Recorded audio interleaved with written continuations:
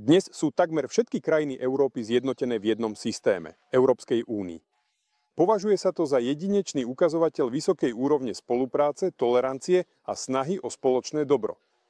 Na túto úroveň sa Európania dostávali mnoho rokov cez konflikty, vojny, krízy a otrasy, až napokon dosiahli spoločnú dohodu. Tak vznikla Európska únia. V skutočnosti nie je v modernej Európskej únii nič nové. Na konci 19. storočia bola Európa tiež jednotným priestorom. V podstate Európskou úniou. Neveríte? Pozrime sa na historické fakty. Vezmime si začiatok 20. storočia, konkrétne rok 1910. Na mape Európy je nakreslených mnoho štátov, ale väčšinu národných štátov riadia cisári a králi z jedného rodu. Všetci monarchovia Európy na začiatku 20. storočia boli príbuzní. A nielen, že boli príbuzní, všetci boli Nemci.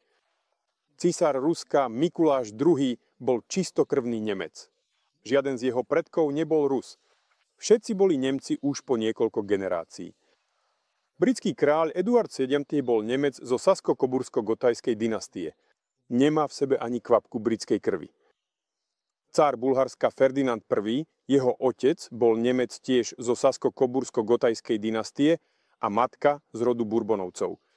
Cár Bulharska Ferdinand je tretí bratranec britského kráľa. Španielský kráľ Alfons XIII, jeho matka bola rakúska Nemka z rodu Habsburgovcov. Taliansky kráľ Viktor Emanuel III, jeho staré mamy, jedna rakúska, druhá saská. Rakúšania sú tiež Nemci. Viktor Emanuel patrí k rodu Habsburgovcov a Bourbonov, ktorí sú navzájom príbuzní. Portugalský kráľ Manuel II je tiež z rodu rakúskych Habsburgovcov, zmiešaných s Bourbonmi. Švédsky kráľ Gustav V, jeho matka pochádza z nemeckého Wiesbadenu, jeho stará mama je z nemeckého Stuttgartu. Holandská kráľovná Wilhelmínia, jedna jej stará mama je čistokrvná Némka z Ruska, druhá stará mama je z nemeckého Wiesbadenu. Švédsky kráľ Gustav Svojtky je bratrancom kráľovnej Wilhelmíny.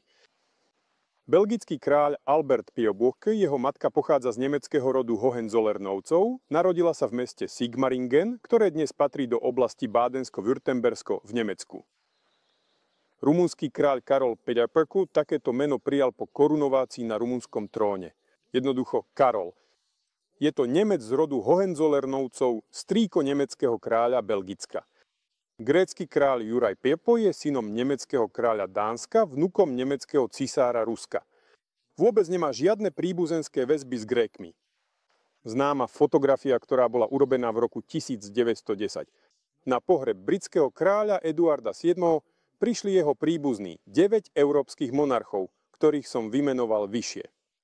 Všetci sú to Nemci, všetci sú príbuzní. Výsledok: celá Európa plus Rusko na začiatku 20. storočia. To je jednotný systém pod vládou nemeckého rodu.